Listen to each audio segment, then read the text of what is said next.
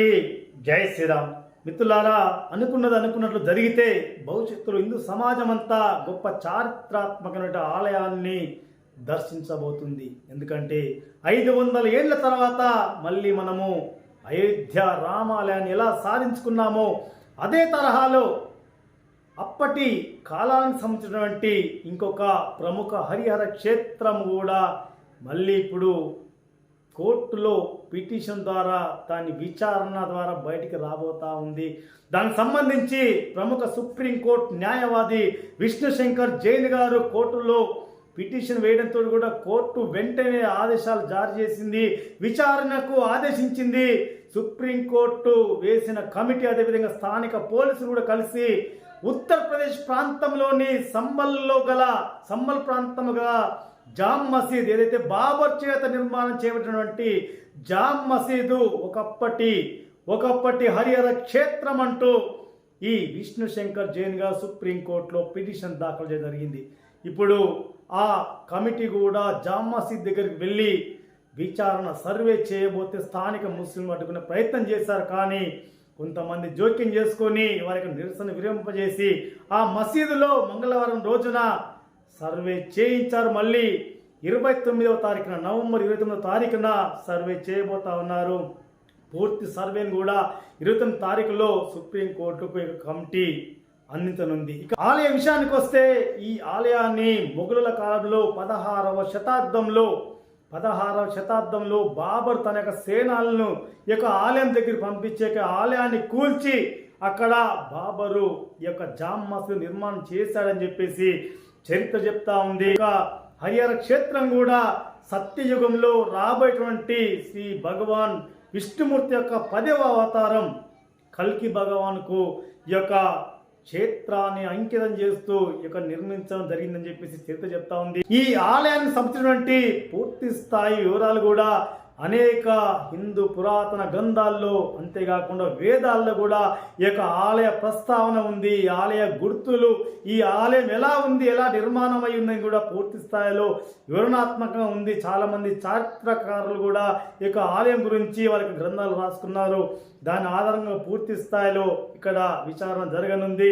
ఈ హరిహర క్షేత్రం కూడా రాబోయే సత్యయుగంలో శ్రీ భగవాన్ విష్ణుమూర్తి కల్కి అవతారంగా రానున్నాడని, ఆ కల్కి భగవాన్కి ఈ ఆలయాన్ని అంకితం చేస్తూ నిర్మాణం చేయబడిదిగా చరిత్ర చెప్తా ఉంది.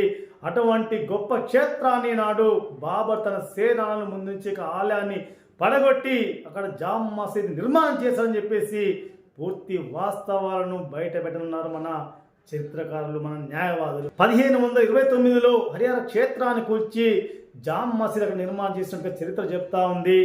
ఆ బాబర్ ప్రధానంగా నిర్మించినటువంటి మసీదులలో ఒకటి అయోధ్యలోని బాబ్రీ మసీదు, ఇక్కడ ఈ సంబల్ ప్రాంతంలో, ఉత్తరప్రదేశ్ సంబల్ ప్రాంతంలో ఇక్కడ జామ్ మసీద్, మళ్ళీ పాట్నాలో ఇంకొక మసీదు. ఈ 3 మసీదులను ప్రధానంగా బాబరు నిర్మించాలని చెప్పేసి చరిత్ర చెప్తుంది. ఇప్పటికే అయోధ్యలో నిర్మించిన మసీద్ ఏదైతే ఉందో మరి అది ఇప్పుడు అయోధ్య రామ మందిరంగా, భవ్యమైన రామ మందిరంగా మారింది. ఇప్పుడు ఉత్తరప్రదేశ్ సంబల్ ప్రాంతంగా ఈ జామ్ మసీద్ కూడా భవిష్యత్తులో ఖచ్చితంగా హరిహర క్షేత్రంగా మారనుంది. ఇలాంటి చారిత్రాత్మక ఆలయాలను వెలికి తీసుకొచ్చి దాని చరిత్ర ఆధారంగా మళ్ళీ పునర్నిర్మాణం చేస్తుంది, సమాజానికి అందుబాటులోకి తీసుకొచ్చినటువంటి మరి ఆ యూపీ ముఖ్యమంత్రి యోగి ఆదిత్యనాథ్ గారికి దీనికి పూర్తి స్థాయిలో సహకరిస్తూ దీని మీద పోరాడుతున్నటువంటి ఆ న్యాయవాదు హరిశంకర్ జైన్, విష్ణుశంకర్ జైన్ గారికి కూడా హిందూ సమాజం అంతా కూడా హృదయపూర్వక ధన్యవాదాలు తెలియజేస్తూ ఈ ప్రభుత్వాన్ని, ఈ యూపీ ప్రభుత్వాన్ని మిగతా రాష్ట్ర ప్రభుత్వాలు కూడా ఆదర్శంగా తీసుకొని అక్కడ ఏదైతే మరి నాటి పూర్వీకుల చరిత్ర కావచ్చు, పూర్వ సంస్కృతి సాంప్రదాయ చరిత్ర కావచ్చు, ఏదైతే ఈ మొఘలుల కాలంలో ధ్వంసం చేయబడిందో దాన్ని పూర్తి స్థాయిలో చరిత్ర ఆధారంగా బయటికి తీసుకొచ్చి మళ్ళీ పునర్నిర్మాణం చేసి ఒక మంచి గొప్ప సంస్కృతి కేంద్రంగా, చారిత్రకమైన సంప్రదాయాలు సంస్కృతి కేంద్రాలు ఉన్నటువంటి వాటిని పునర్నిర్మాణం చేసి ప్రజల్లోకి తీసుకురావాలి. సమాజానికి ఈ గొప్ప చరిత్రను చాటి చెప్పాల్సిన అవసరం ఉందని చెప్పేసి కోరుతూ హిందూ సమాజం అంతా ఈ ఉత్తరప్రదేశ్లోని సంబల్ ప్రాంతం గల మళ్ళీ హరిహర క్షేత్రం మళ్ళీ పూర్వ వైభవాన్ని తెచ్చుకొని నిర్మాణ దిశగా ముందుకెళ్ళాలని చెప్పేసి ప్రతి ఒక్కరు కోరుకోవాలని చెప్పేసి ఆశిస్తూ జై శ్రీరామ్, భారత్ మాతాకి జై. మిత్రులారా, హిందూ బంధువులారా, ఈ వీడియో చూస్తున్న ప్రతి ఒక్కరు కూడా లైక్ చేయండి, షేర్ చేయండి. అదేవిధంగా మీ యొక్క స్పందనను కామెంట్ రూపంలో తెలియజేయండి. అదేవిధంగా రాష్ట్రీయ శివాజీ సేన సంస్థకు మీ వంతు సహకారాన్ని కూడా అందించండి.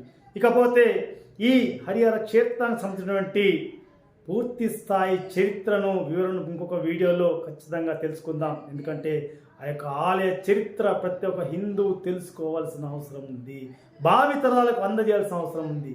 జై శ్రీరామ్, భారత్ మాతాకి జై.